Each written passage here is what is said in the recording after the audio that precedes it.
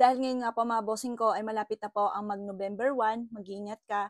Para ikaw ay mayroong proteksyon, gawin niyo po ito. Lalo na rin po pag iba yung panlasa ninyo at gusto niyo mag-cleansing yung inyong katawan. Sabi nga po nila, kapag sumasapit mga bossing ko ang November 1, may mga humahabol or sumusunod po dahil may mga kaluluwa sa mga paligid na minsan may mga sinasama po sila.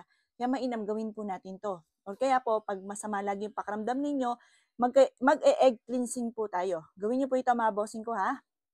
Kailangan natin ng tubig. Kailangan din po natin ng itlog. Kailangan din po natin ng sili at kailangan natin ng asin. Asin. Ngayon mga boss, ganito gagawin po natin. Mula po sa ating pong ulo, lahat po yan, paikutan po natin. Lahat po yan, sinasama ko na lahat ang kamalasan ko.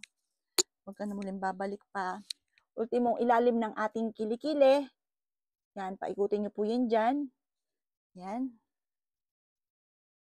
Sa palad. Yan, laging walang pera. Yan. Ikutin po natin dyan yan. Sa kilikili. Yan. Pasok na natin sa loob ng ating katawan. Nataboy ko na lahat ang kamalasan ko. Kung meron kang mapapaabutan sa likod para ikay, i-ano natin sa likod po, iutos po ninyo. Tapos, sa alak-alakan, hita, paikutan natin lahat. Lalo na mag-November 1 o pagtapos sa November 1 gawin nyo po ito. Pero bago mag-November 1, isang itlog lang naman at saka yung mga sakap natin nabanggit. Yan. Sinasama ko na lahat ang kamalasan ko sa itlog na ito. Sino man yung tao na nananalbar sa akin, ay sinasama ko na dito. Tuturuan ko rin kayo para bumalik sa tao na nanalangin sa inyo ng masama, ginagamitan ka ng kaliwa, ay sumama na sa itlog na ito. Ngayon mga bossing, teka, hanap ako ng papatungan natin para kitang-kita nyo ang itlog. Yan. Yun.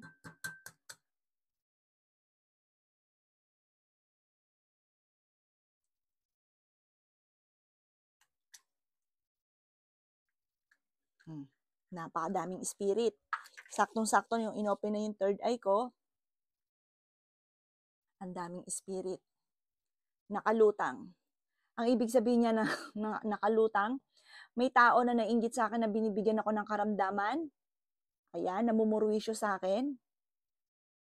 Kita niyo po, ang daming mga nakalutang. Yan, maging mga malalapit sa akin. Yung mga naka-float, mga bossing ko, yun yung mga naiinggit. Binibigyan ako ng karamdaman. May mga spirit din ng mga naka-float. Ngayon, pagmasdan nyo po yan, kung ganyan din yun sa inyo. Pero iba-iba po yan.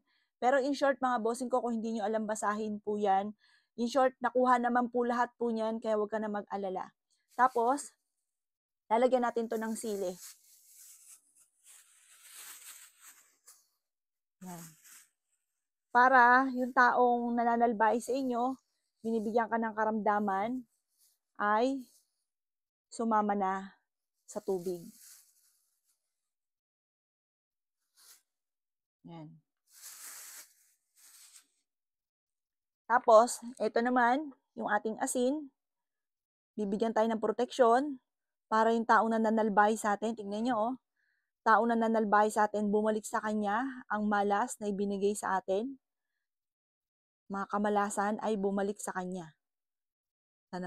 Tingnan nyo po, kung mapapasin ninyo, naalis yung mga puti-puti, mga bossing ko, yan o. Yan. Yung mga naka-float naman, kaluluwa po yan na may bubbles.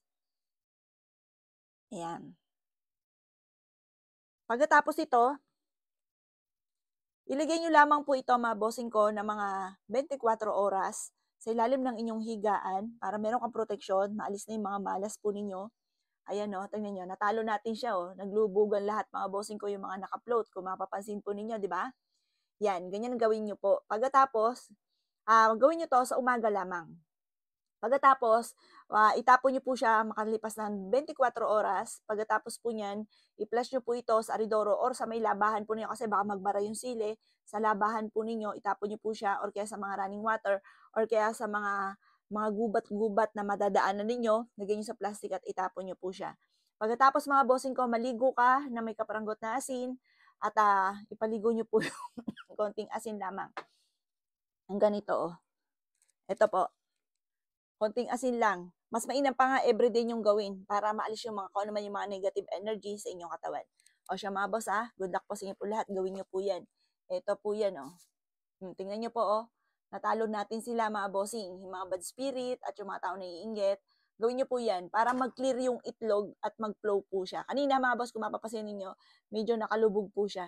Kumbaga may tao na naiinggit, ginagawa ng kamalasan, o kinukontra yung swerte, yung mga ganun mga bossing, at binibigyan ng mga problema sa buhay.